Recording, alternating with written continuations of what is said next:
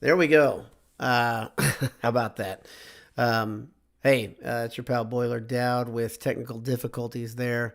Purdue has improved to 17-8 on the season after beating Wisconsin 73-69. The Boilers won a very ugly one tonight, and I'll tell you a little bit about what I saw, and I'll go over the stats live as I read through them because I haven't reviewed them yet. Doing this very quick, very off the cuff. Before I do it, go to martinvintage.com. Get a old timey Purdue T-shirt, soft, comfortable, interboiled at checkout for 15% off. Head over to Gridiron Metalworks if you're looking for a gift for somebody, for one of your pals. Interboiled Sports at checkout for a special gift, and of course, if you're on campus, you're near campus for the NCAA tournament, or just in town, head over to AJ's, get a pint, and Boiled Sports' favorite burger. Grab some of those mac and cheese bites while you're at it. EatAJ's.com. If you want to order it to your place, they'll honor you, and they'll bring it over there in a hurry. Hope your evening's going well. Apologize for my voice. It doesn't sound good because I was yelling at a inanimate object, the television, during the Purdue game. It was a frustrating one to watch. It was a frustrating brand of basketball, which is kind of run-of-the-mill for a Wisconsin basketball game. Purdue, I would love to tell you they had some, they ended it with a flourish or something along those lines, but I really can't honestly say that. They played they played well enough to win. That's all you can say. The good news to me, the great news is that while Trey Williams continues to struggle, he only had 9 points. He had a very important bucket down the stretch, but had overall a pretty bad game. He was in foul trouble almost the entire game. In his stead, Zach Edey stepped up. Pardon me. Zach Edey stepped up and scored 21 points. Was 8 for 11 from the field, hit 5 of 7 free throws. His free throws were important, and he was very good. The other guy that I would put right behind him in importance, even though I don't think. Well, it's funny. Looking at the stats now, it's a little different story than what I thought. But Aaron Wheeler was extremely clutch. 11 points. He had a block, very important block. He had some great defense down the stretch. On one specific possession, the final 3 minutes, he and Hunter were on a switch, and he held his ground. Didn't get faked out by anything. Used his length and defended the three for Trice, made it difficult. Trice missed the three, of course, and the rest is kind of history. Ivey played excellently. Ivey had 18 points, was 9 of 10 for the free throw line, 4 for 9 from the field. And maybe the biggest thing that he did was step to the free throw line and hit 2 big free throws to put the game on ice. Compare and contrast that with what Eric Hunter did just a minute before. Hunter only had 1 bucket. It was a great drive coming from the right side where he kind of read the screen that Edey had created for him, went in there and scored. It put Purdue up by, I think, 4 at that point, 4 or 5. But moments later, the 90% free throw shooter, Eric Hunter, missed 2 free throws and did not put the game on ice. William Hardy says, loved watching Wheeler make those threes and step up during a big game like this. Agree, William. And I love seeing Wheeler kind of come back and play the way I think a lot of us thought he could play, and he hasn't shown much of that. I think he's been in his own head a little bit, But he looked smooth tonight. The shot looked good. He looked confident. Who knows? If you can have another weapon, if you can have Wheeler stepping in for 7 to 10 points, man, this team even gets more deadly. It's not all roses and lollipops for this team tonight. Of course, I said the game was tough to watch. Purdue really tested its depth, really. Newman did not play great. He's had quite a few games in a row. I think he's at 2 or 3. He's probably 3 or 4 games where he's not put much on the offensive column. His defense was pretty good. I would say the guards on-ball defense was incredible. Whether you say it's Ivey, Hunter was incredible. He was all over Trice all day. Newman was good. Ivey was good. Stefanovic was good. They were all good on defense.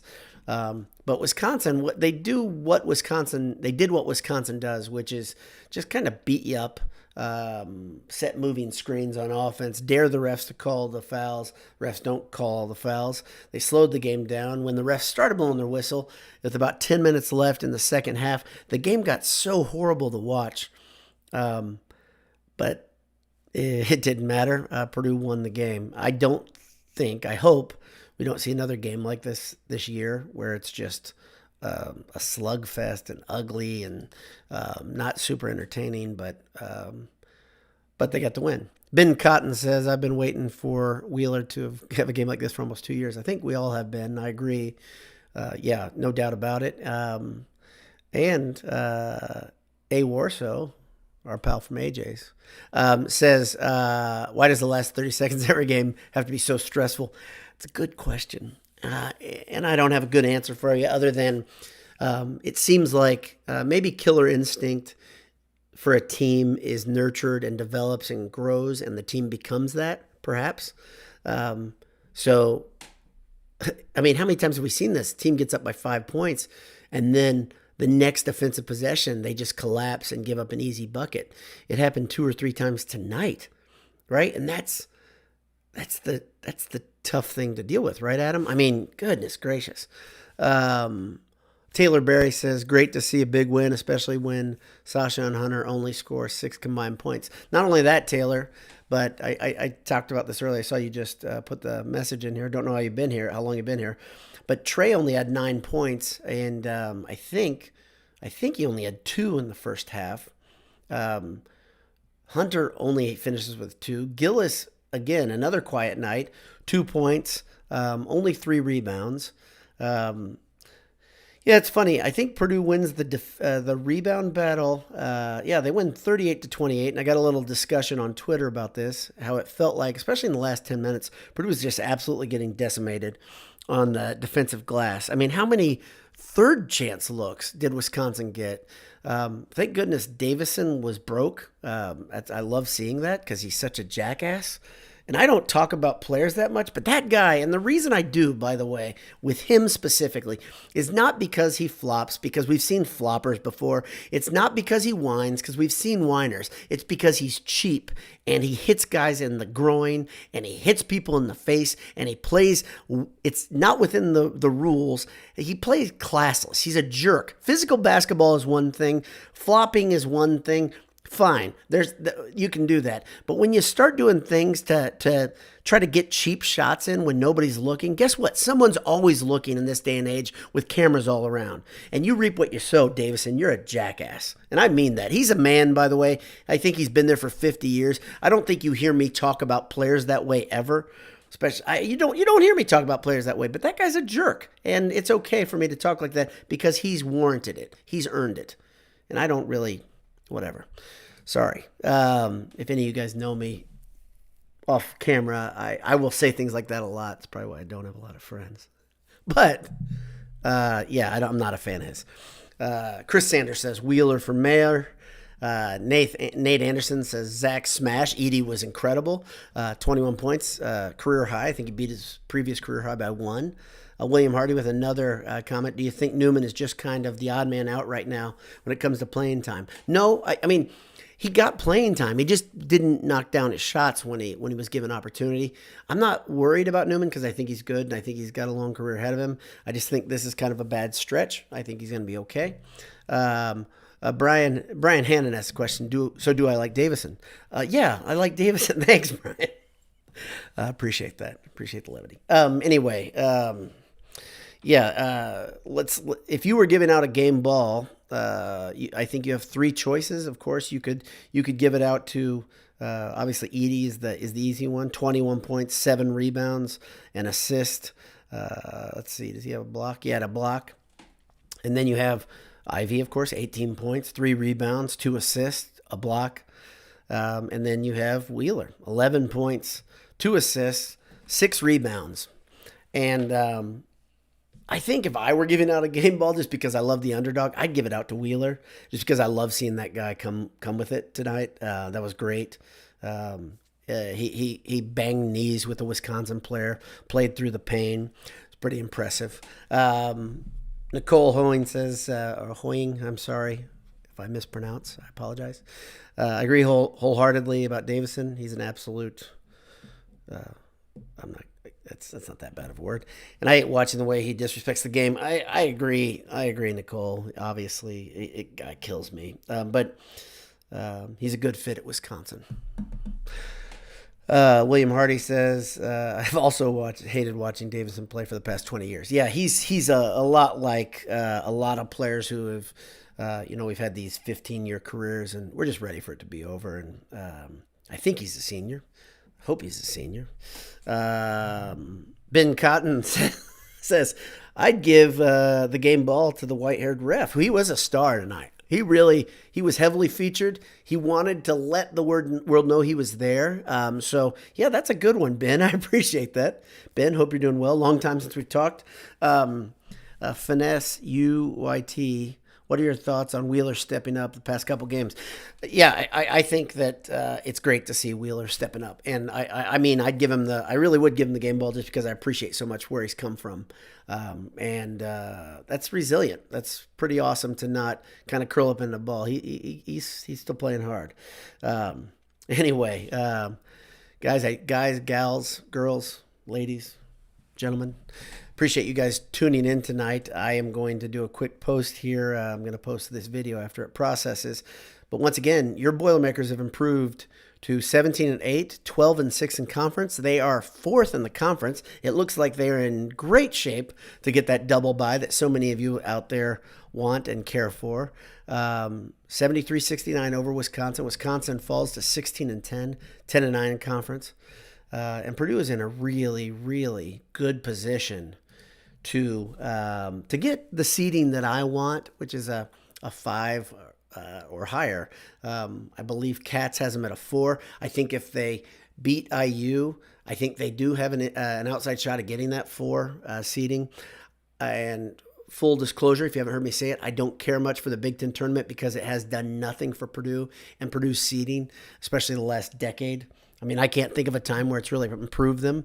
If they went on a run here and got to the championship, I think they would improve to like a 3 because the Big Ten is so widely respected and well-respected this year.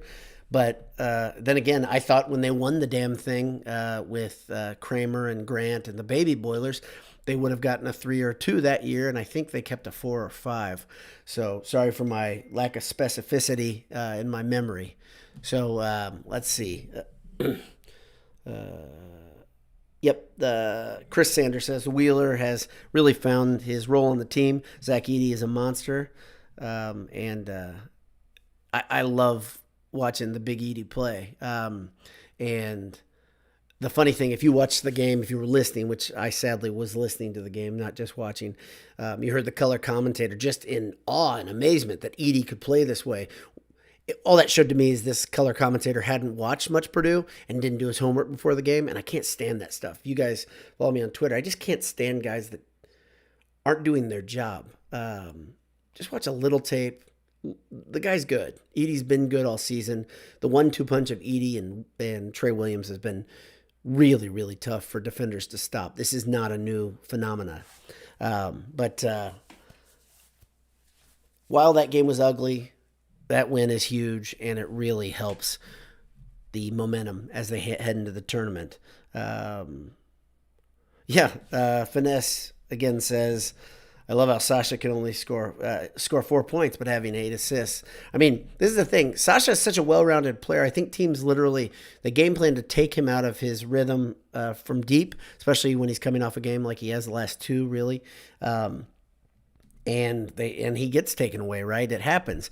But he finds ways to hurt teams. He is so damn important to this team. Can you imagine if Purdue didn't have him tonight, right? How much different of a game. It wasn't just the 8 assists. It's also his defense. I got to I'll reiterate this. I'll say it one more time. The on-ball defense by the guards and then the away from the ball defense, the passing lane defense by these guards was just incredible tonight.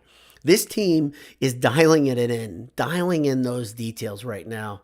It is really fun to see it formulating, coming together, and Purdue doing what they are capable of doing. Thanks a lot for tuning in. Thanks again for our sponsors, AJ's Adam is here, and Gridiron Metalworks and Martin Vintage. We love these guys. They're Purdue people, and if you have a chance to support one of them, please do it. Also, again, if you didn't see my quick cast earlier today, if you didn't watch any of the videos for honoring Clisby, it's really shaken me up, his passing away, and say a prayer for his family. If you're a person of faith, I believe in the power of prayer, and it's a sad loss to the Purdue family. It's a big loss. So thanks for tuning in, guys. Have a great rest of March 2nd. We've got another 15 minutes. It's 11:45. I hate the 9 o'clock tip-off, but I do love a win. Good nightcap. Have a great evening. God bless you. Hammer down. We'll talk to you soon. Bye-bye.